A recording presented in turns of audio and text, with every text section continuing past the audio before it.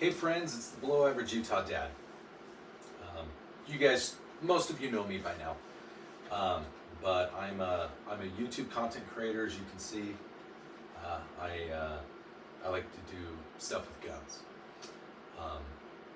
I'm also a dad. I have 3 kids, and I try to do everything that I can to protect them from some of the things that are out there. And that comes with a price, and that price is I get labeled a not great dad. But that's not why I'm here to talk to you today. Snecky and I, or Don't Tread on Me Snack, are here to talk to you about something that's really important that's going on in the state of Colorado. The state of Colorado just passed the worst gun ban in U.S. history. Now, I'm going to put an asterisk on that because they didn't outright ban guns. And there are a lot of great creators that are out there that have talked about this. Coleon Noor has talked about this. My friends over at the Second Syndicate, Spartan Defense Armory, and Boomstick Babe, they are in Colorado, and they have been doing weekly and daily updates on this on YouTube and on X and on Facebook, respectively. Why is this important? Well, let's go over some of the things that they did.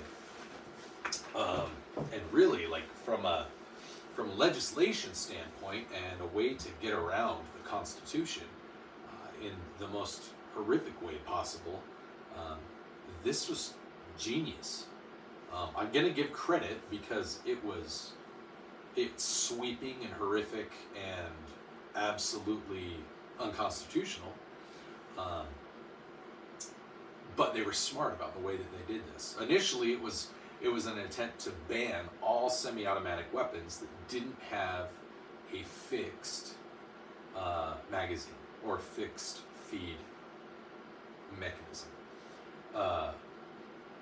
Anything with a detachable magazine was out. Now, they've gotten around this. They haven't banned semi-automatic firearms, but what they've done is they've created a situation where you have to take a course. And it could be a 4-hour course, it could be up to a 12-hour course, based upon whether or not you've had hunter safety already. In that course, you're going to learn things about what your firearm is, how to store your firearm, how to handle your firearm safely, how to buy a safe, how to learn about a safe, how to learn about victim empathy,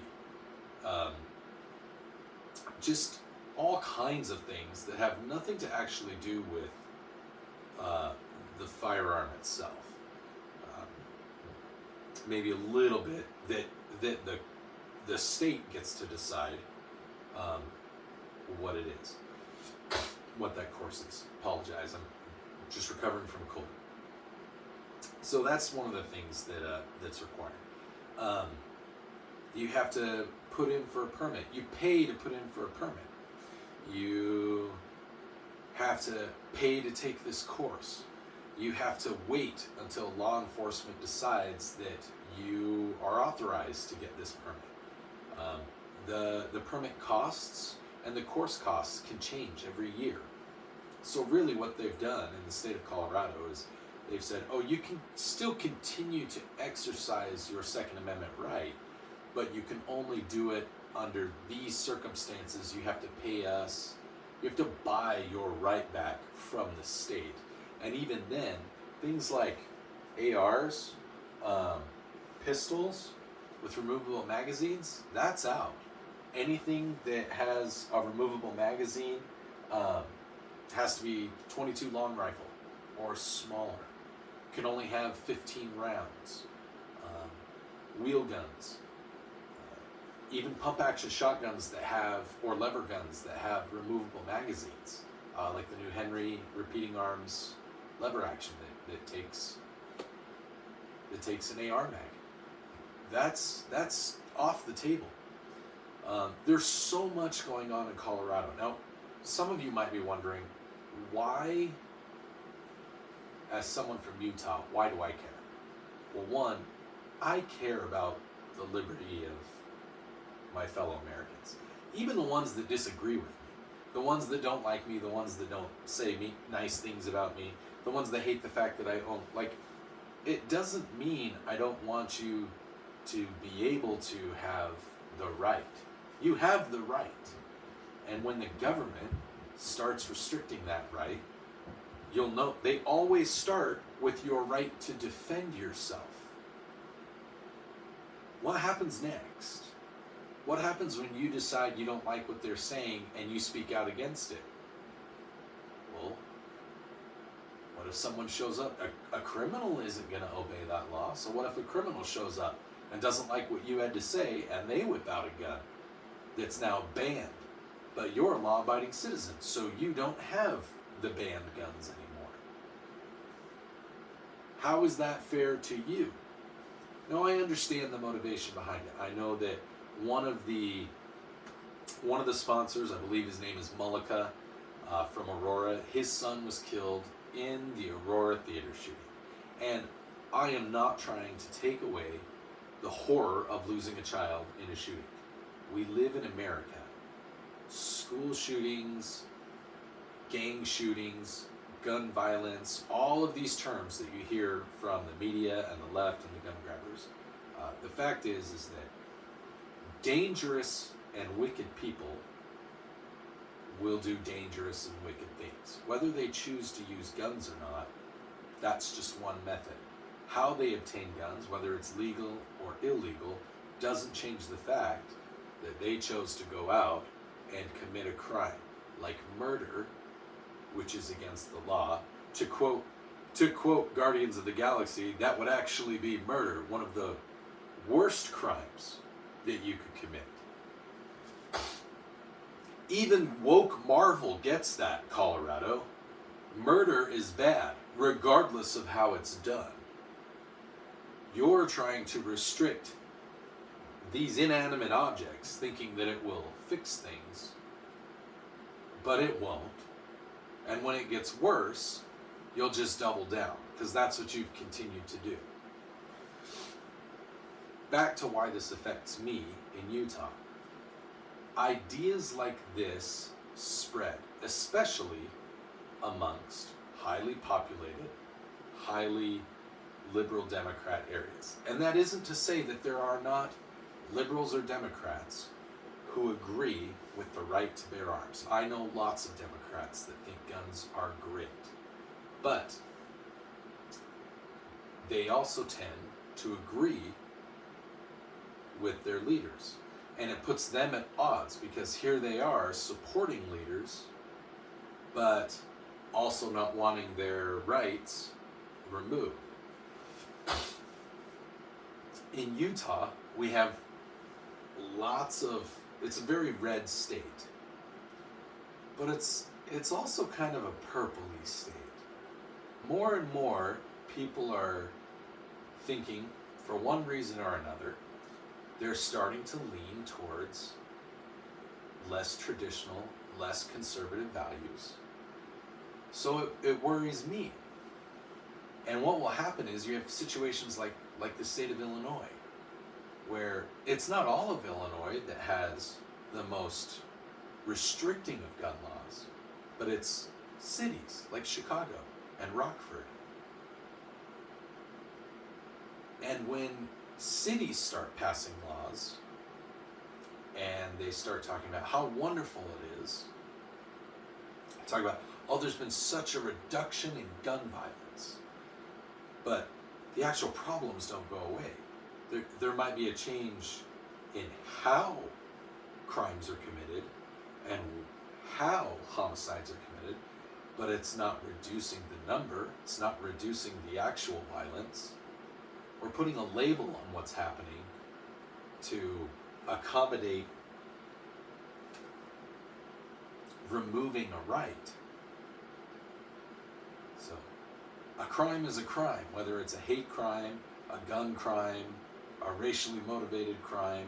Like, it's a crime. Why does it matter how it's labeled? What I don't want to see, and why I have been following this and reaching out to my friends in Colorado and reaching out to my family trying to let people know is because we've seen all too clearly where this leads. We can look at places in Seattle, in Washington State, in Oregon, in California, where the regular law-abiding citizens lose their right not only to self-defense, but they lose their right and ability to even speak out against this. To say, this person who broke into my home and, held me at gunpoint or held me at knife point, on their way out, they tripped and broke their ankle, and now I'm the bad guy because I didn't have the right flooring or something to that extent. They fell on a knife and got sued because they stabbed themselves in someone else's home trying to rob them. Wake up, everybody. These kinds of things will come knocking on your cities and your states. I know that because of my proximity to Colorado, I know that there are cities within Utah that are going to start looking at this and trying to make things like this happen. They already try on a regular basis. I follow Clark Aposian and the Utah Shooting Sports Council. Every weekend they have a show on the radio, and they talk about how they're already trying to pass certain legislations. They've already talked about trying to get red flag laws here in Utah. No, the Second Amendment clearly states the right of the people to keep and bear arms shall not be infringed. Now, if anybody wants to talk about for the security of the state, the militia that's well regulated, if you want to get into that, we can get into that in a separate discourse. But the fact remains, this statement, the right of the people to keep and bear arms shall not be infringed, is being infringed across our nation. Be aware of what's going on in your states and in your cities and in your towns. Be aware of what's being taught in your schools, what your teachers are saying, what your children's teachers are saying. This is not some fairy tale. This is not some make-believe land. This isn't a movie. This is the real world, and this is actually happening. We can see in Europe and in the Middle East the consequences of not having a prepared and armed populace. It's happened throughout history, and only the victims of said controls can testify of it, because the winners of war are the ones that write that history. People deny it still. I know that I'm rambling. I didn't write a script. I was watching a video on YouTube, doing some work, and it was just, it's been weighing on me since I've learned more and more about this. So this isn't really a fun video. I like to do fun videos. It's certainly not a YouTube short where I reenact Harry Potter with guns. That's fun. We like doing things that are fun. I like doing videos with this stuffed animal snake where it chokes me out or whatever. Make pretend. I like making people laugh. I don't like making people afraid. I don't like having to bring to people to reality that, hey, there are individuals in this world that not only do they think they're better than you, but they're trying to make it so that it's hard to protect yourself because they're the only ones that deserve protection. They're the only ones that can afford to pay for licenses. They're the only ones that can afford to pay for private security. That's not the type of world that the Founding Fathers wanted. That's not the type of world that I want my children to grow up in.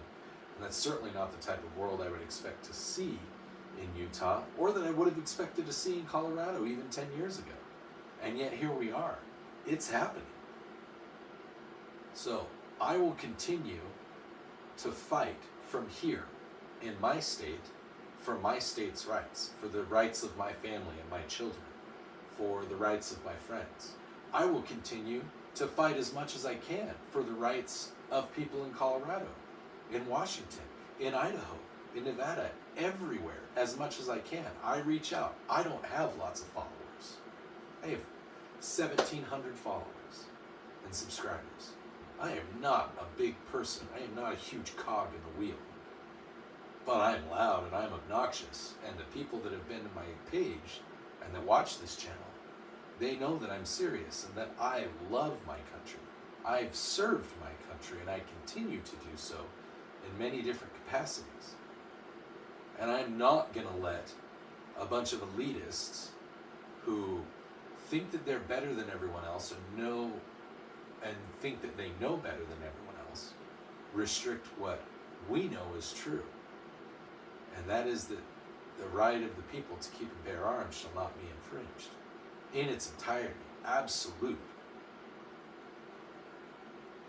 So stay fresh and stay frosty, friends. Be aware of what's going on in and around your state and your cities. Be aware of stuff like this that happens in other states, because it only takes one state to pass laws like this and one city, and it starts to spread, and it will spread like a disease, and the next thing you know, you won't be a law-abiding citizen just because you own some of these. It happens, and it's real. Fight the good fight. Be below average, especially if it means you have to be woke or you have to give up your core beliefs. Wear that bad dad, below average dad badge with honor. I know I do. If you have more questions, please check out my profile. I have links to my Facebook page. You can link up with my friends at the Second Syndicate, Spartan Defense Armory, the Boomstick Babe, Alicia Garcia. Thank you for taking a chance on me, some little nobody, but commenting and trying to have a good time. Reach out to these folks. Get to know them, especially if you're in the state of Colorado. Get to know your representatives and your advocates in your state, in your city.